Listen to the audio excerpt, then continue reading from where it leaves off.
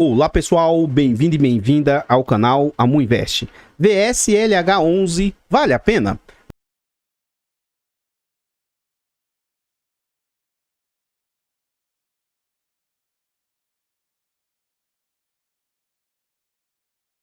Pessoal, vamos falar hoje sobre um fundo imobiliário do setor de papel, do setor de recebíveis. É um fundo que foi lançado em dezembro de 2020, é um fundo de base 10, é um fundo que a gestora era a Hectare e mudou para a R Capital.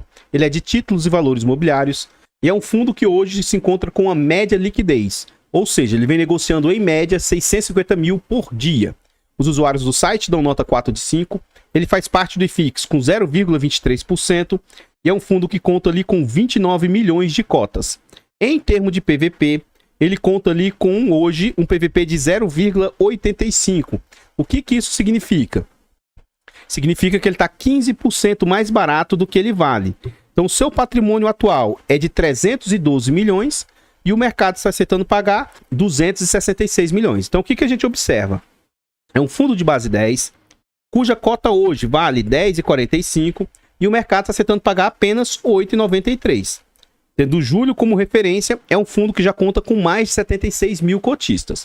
Virando a página, a gente vê as negociações do fundo. Atualmente esse fundo está negociando a 8,93, teve como mínima 8,74, ou seja, está negociando bem próximo das mínimas, e teve como máxima de 10,27, isso no último ano. Então vamos lá. Hoje a gente tira, entre aspas, de lição, duas situações nesse fundo. Eu vou traçar aqui a linha dos R$10 e o que eu quero observar com vocês. Olha quanto esse fundo foi negociado quando ele foi lançado. Na época, o mercado, em 3 meses, 6 meses, 1 ano, ele vira totalmente. Na época que esse fundo foi lançado, a Hectare, ele ainda era, né, da gestora Hectare, e a Hectare estava muito em alta. E a Hectare, ela estava sendo negociada com muito ágil. A Hectare, na época, era uma queridinha. Então, muitas pessoas falavam bem, porque o fundo pagava exageradamente alto e tal. Então, as pessoas olharam para esse fundo, sem nem ter feito nada, e entraram nele com valores absurdos, ó. Chegaram a se predispuser a pagar quase R$13 quando esse fundo foi lançado. Poucos dias depois, né, ou meses depois, ó, de abril para maio, o fundo já estava ali, ó, entre 11 e 10,50. O que eu quero trazer de lição aqui? Além de você nunca pagar caro demais, pode ser que em algum momento o fundo abra oportunidade para talvez ser ponto de entrada. Então, poxa, as pessoas pagaram caro demais na euforia, ó. Depois de um momento aqui, o fundo vem para próximo de 10,30, 10,20, volta novamente a patamares de R$11, mas, inevitavelmente, o fundo começou a operar próximo ao seu VP. Então, se você tiver com muita vontade de entrar no fundo, porque ele paga muito, espera, segura. Por quê? A tendência é que o fundo, inevitavelmente, volte ao seu VP. A gente viu agora recente com o RPR11. Esse fundo nunca tinha orbitado próximo ao VP. Sempre era negociado ali com 10, 20, 30%, 40% de ágio, e agora ele está próximo ao VP. Então, se você tiver paciência, sempre vai abrir oportunidade para você acabar se posicionando, sabe? Então, olha só. Já teve momentos do fundo estar caro demais, e nesse momento as pessoas pagarem, né, por euforia, e agora é um momento que o fundo está, entre aspas, baseado preço e o valor que ele está sendo negociado, né? Olhando apenas essa ótica, uma ótica superficial, olhando dessa ótica, o fundo está barato. Está abaixo do que ele vale. E agora, a cabeça do investidor, né, e a minha, inclusive, até se coloca nesse ponto, todos nós somos assim, poxa, meu Deus, será que esse fundo é ruim mesmo? Será que esse fundo vai quebrar, vai falir? Gente, o fundo é o mesmo. E eu estou usando essa terminologia de vai quebrar, tá? Porque eu já expliquei em vários vídeos que fundo imobiliário não quebra. Mas eu estou usando como se fosse a terminologia de vocês, investidores. Meu Deus, o fundo é ruim, o fundo vai quebrar, o fundo vai falir, o fundo não presta. O fundo é a mesma... risco aqui, ó. Quando ele estava caro, ele era arriscado. E agora que ele está com esse desconto, ele continua sendo arriscado. Ok? Enfim. E esses movimentos aqui juntam com movimentos de mercados com, desculpa o linguajar, com fofoquinhas de mercado. Junta esses dois pontos aí, o fundo vem se depreciando. Então, o fundo saiu de patamares do VP. Final do ano passado foi ruim para fundos imobiliários, então esse fundo caiu. Então, ele começou a orbitar ali já abaixo do seu VP, ó, entre 9,80 e 9,50. E aí veio a fofoquinha em abril a respeito do Hectare. Com o Hectare, ele derrubou o próprio VSLH, derrubou o Tord, derrubou o Deva, tá bom? A fofoquinha de mercado aí. O fundo caiu para patamares de 9. Quando começava a se recuperar, agora, recentemente, o fundo cai para patamares aí, ó, 8,74, que é mais ou menos o patamar que ele está agora, chegando aí a 8,93 recentemente, ou seja, abaixo dos R$10. E eu confesso para vocês, eu já tinha uma posição, tanto na minha carteira pública quanto na privada, nesse ativo, a preços maiores. Então, hoje, eu entraria tranquilamente nele nesses preços. Agora, dentro do meu teor de risco. Eu tenho ativos de risco como ele, como o Hectare, como o RPR. Eu tenho ativos de risco. Eu entraria nesse preço. Hoje, eu entrei pouco, porque eu já estava posicionado nele na carteira. Então, esse preço com desconto, não só isso pode ser um ponto de entrada para você, mas pode ser uma oportunidade, porque o fundo tá barato, tá com desconto, né? Enfim.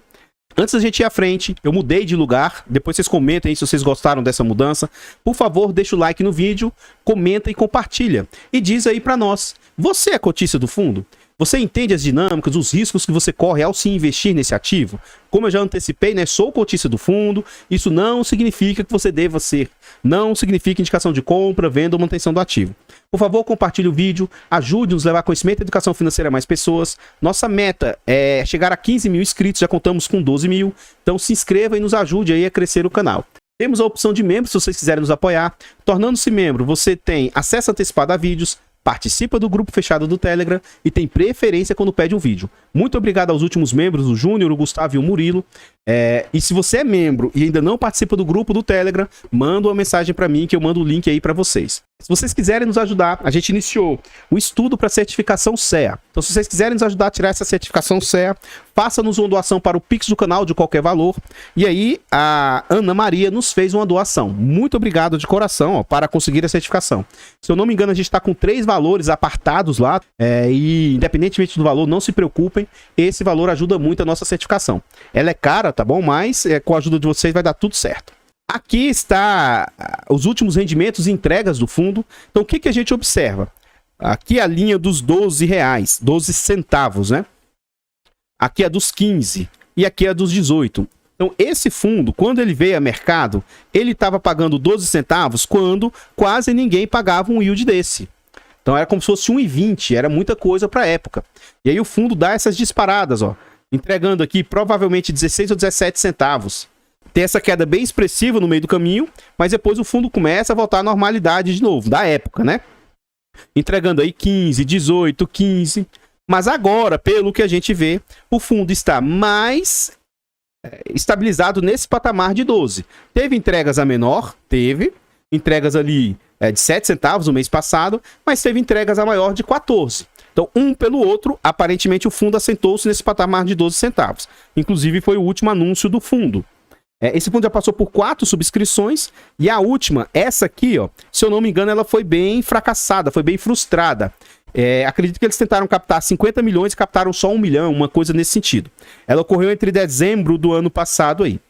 Em continuidade aqui a gente vê as entregas do fundo. Então a gente observa, como eu disse, ó, 15, 11, mais ó, 11, 12, 11, 12, 12, 11, 12, 14, 7 e voltou agora novamente a 12. Então, dia 8 de setembro, para pagar no dia 15 de setembro, o fundo anunciou 12 centavos. Na época, a cotação a 8,80, o que representa um yield de 1,36. Como a cotação deu uma breve recuperada, uma breve aumentada, agora o yield está representando 1,34. E em termos de dividend yield acumulado, o fundo vem com 16,37%, o que é um yield bem agressivo aí para o fundo. Continuando, a gente vê aqui os institucionais que têm posição no fundo. E aí o meu destaque, na minha opinião, negativo, o Iridium e o Becri, os dois com posições altas, ó, 7,19 e 6,18 respectivamente. Acima de 5, para mim, é uma alta exposição de um institucional no fundo. É positivo, né, que o institucional quis se posicionar, mas eles passam a ter dominância, né? Pode, caso eles queiram atuar de forma predatória no fundo. E aí, seguindo aí, os demais institucionais também têm posição, mas com posições menores. O MOR, o IRIM, DVFF e assim por diante.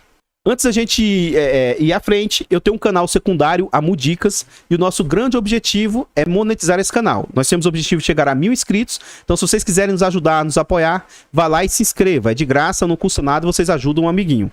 Aqui a gente já está dentro do relatório gerencial, e eu estou passando a trazer essa parte que eu não trazia, e também é recente, que a gestora passou a colocar, ó. O Versalhes, o VSLH11, é um fundo que investe primordialmente em papéis, com laço imobiliário e em CRIs. buscando sempre a simetria de risco-retorno, de forma oportunística. Por fim, aqui, ó, segundo eles, o fundo investe em equities, outros fundos imobiliários, em estratégias complementares, mas segundo a gestão, eles vão se limitar no máximo a 33% nessas outras estratégias. Isso aqui para mim já me chama atenção positivamente, porque o Tord, por exemplo, me decepcionou, porque hoje o Tord tem praticamente apenas 17% em CRIs, e todo o restante está em equity. E o problema não é investir em equity, é porque lá não está maturado, não está performando. Então, isso machuca muito o fundo Tord, por exemplo. Continuando aqui, ele fala, isso aqui tem uma certa defasagem, ainda não saiu um relatório mais atualizado, então ele fala do mês que ele pagou 7 centavos aqui. Ele vai falar as movimentações, qualquer coisa você pausa o vídeo, dá uma olhada com atenção aqui que eles compraram ou não. Mas eles falam, ó, em julho, os ativos apresentaram resultados em linha com a expectativa. Apesar disso, a gestão deliberou pela não antecipação da distribuição de resultados contábeis acumulados. Seguraram aí justamente para as vacas magras que estão vindo ou estão por vir.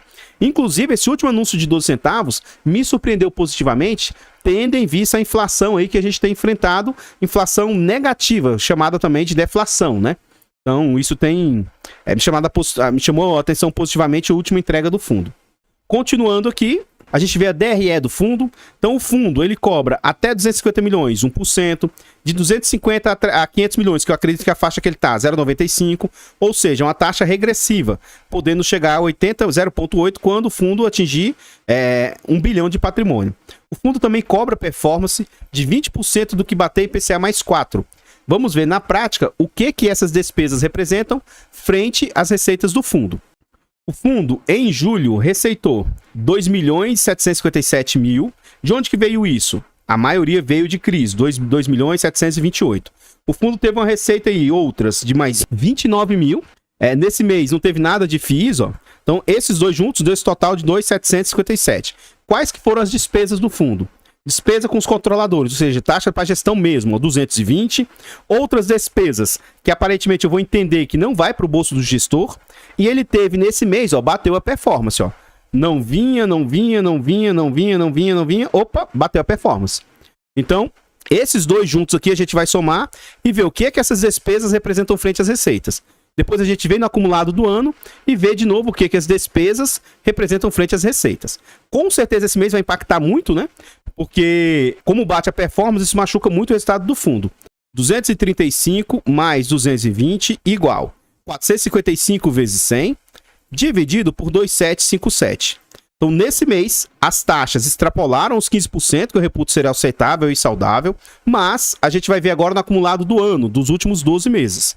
A gente vai pegar aqui, ó, 1.535 mais 235, 1.770 vezes 100, dividido por 17.814.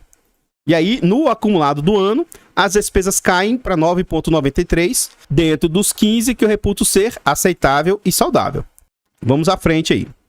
Aqui a gente vê que o fundo tem diversificação, né, geográfica, já tem disposição em várias regiões do país. Hoje o fundo está com 85% alocado em CRIs, lembrando que ele pode cair até 66%. Ele tem hoje 9,26% em FIIs, e que no último mês a gente viu que isso não receitou nada, né? E em caixa, o fundo ainda tinha 5,7%. Segmentos do fundo: segmentos de hotelaria, 66%, residencial, 13%, comércio, 11% e lazer, 3%. E aqui está o grande ponto negativo do fundo, que eu gostaria que eles conseguissem diminuir essa exposição. Eu tenho trazido recentemente e batido muito nessa tecla, muito nesse ponto. Para mim, 10% já é algo alto, mas é algo aceitável, seria o máximo de limite. E esses dois ativos aí extrapolam esses 10% que seria de limite. Então ele tem uma alta exposição ao GPK, que é 21%, e ele tem também uma outra alta exposição ao Mirante, que é mais 14%. Então só esses dois juntos dá 35% do patrimônio. Se ocorresse algum problema, alguma inadimplência num desses ativos, isso poderia gerar aí um alto impacto, um alto problemática para o fundo. Esse outro aqui, que é o famigerado, é o grande problema, que falaram, meu Deus, os fofoquinhas, tá? Que isso aqui ia quebrar o fundo, rolo, não sei o quê. Até então a gente vem mostrando que, por enquanto, nada demais. 11%, aí tá próximo dos 10% e tal. Ainda acho aceitável. Não é bacana, mas acho aceitável, né? Enfim, então, Esses ativos com essas altas exposições aí, para mim, é problemático. O ideal seria um ativo ter ali de 6 para baixo, 6, 5% de exposição, e ele ter outros ali dentro dos 10 ali, mas também exposições um pouco altas aí. A gente vê que o fundo tem indexação, né? Seus ativos são indexados a IPCA, IGPM e IGPDI. IPCA mais 11, IGPM mais 14, IGPDI mais 8, com prazos altos, mais durations médios, durations bons. Abaixo de 3, 3,5, para mim é um ótimo duration. Então os durations aí estão excelentes. A gente vê que hoje 77% da carteira está indexada a IPCA, IGPM é 20%, IGPDI 2,89%. E aí, eu vivo falando nos vídeos, sou cotista, mas eu sei dos riscos que eu estou correndo. Então você vai ver que a minha exposição ao ativo é 2%, 3%, 4%. Como alguns chamam, e eu não concordo com isso, mas aceito, né? Alguns chamam minha carteira de pulverizada, tudo bem, não tem problema. Mas eu tenho pouca exposição. Então imagina, dificilmente esse fundo, se der problema, ele vai de 100 a 0. Dificilmente, tá? Então imagina que dê alguma coisa muito grave e dê 30% de perca. De 100, ele caia para 70. Só que, como isso aqui é só 3% do meu patrimônio, tá? Então, assim, isso aqui vai cair de 3% para 2,1%. Se acontecesse uma situação nesse sentido que eu estou dizendo para vocês. Será que isso tiraria o meu sono? Será que eu pararia de dormir porque meu patrimônio saiu de 3% para 2,1%? E eu tô falando de algo grave. De 30% do resultado do fundo ser impactado. Eu te mostrei coisas sensíveis, que é o circuito de compra e os outros dois, que dá 40%. Será que os três dariam problema ao mesmo tempo? Então, é essa gestão de risco que eu costumo fazer. Agora, por que que esse fundo é arriscado? Que eu vivo explicando e batendo na tecla, avisando isso para vocês. Isso aqui, ó. 43% do portfólio do fundo é do segmento de multipropriedade. E parte desse corporativo aqui ainda tem essas situações de hotelaria que ele colocou ali também, tá? Então, é muita exposição a um setor muito perigoso. Ainda tem loteamentos, shopping, que é o próprio circuito de compras, tá? Incorporação vertical e timeshare. Agora, ao passo que ele tem segmento ruim, menos mal que quase que 60% do seu portfólio vai ter senioridade sênior. Amor, faz tempo que eu não explico isso, eu parei de explicar, mas vou voltar a explicar nesse vídeo aqui, tá? O que é essa senioridade? Uma cota de um CRI, ele pode ser criado de forma em cota única, ou ele pode ser subdividido em cotas seniors, mezanino e cotas subordinadas. Quando se fala de cota única, não necessariamente ele é mais seguro que esses, mas não tem distinção. Então tende, né? Alguns entendem que ele tende a ser mais seguro. Agora, quando eu faço essa subdivisão, se der algum problema, vai tentar pagar primeiro as cotas seniors. Ainda sobrou dinheiro? Sobrou? Paga mezanino. Sobrou? Geralmente não sobra, tá? Se sobrar, paga subordinado. Ele é o último a receber. Tanto que as cotas seniors têm uma taxa menor do que as cotas subordinadas. Então o fundo tem um carrego alto em subordinadas, 38%, mas ele vai ter quase 60% em cotas muito mais seguras. Então isso aqui para mim eu vejo como muito bons olhos. Tem ainda mais 2% em mezanino e 1,3% em única. Mas esse percentual é alto em subordinadas. Além disso, aí isso é um ponto muito ruim que eu passei a observar nos fundos aí, o Versalhes, Hectare e afins. O LTV deles, na minha opinião, tá bem ruim. Hoje, quase 60% do portfólio tem um LTV acima de 80. O que isso significa? E é mais que 80. A cada R$80 de dívida, ele tem apenas 100 de garantia. Então, esse LTV acima de 50, ainda mais com esses riscos que essa carteira carrega, para mim é algo muito ruim. Ele vai ter apenas 21% com LTV entre 80 e 65. Vamos pôr aí mais ou menos 72, né? 72 a cada 100 também, para mim é um LTV muito ruim. E por fim, ele vai ter ali mais 20% abaixo de 65. Vou considerar aqui para quebrar o galho 50, a cada 50, 100 de dívidas. Então, somente 20% do portfólio está no LTV ideal aí. Por que essas frescuras de LTV ideal, amor? Porque é o seguinte, na hora do desespero, na hora da pressa, se você tem um LTV de 80 e seu ativo vale 100, primeiro, vale realmente 100? A gente nunca vai ter certeza disso. Vale. Tenta vender um trem na hora, para você ver se você recebe o dinheiro na hora.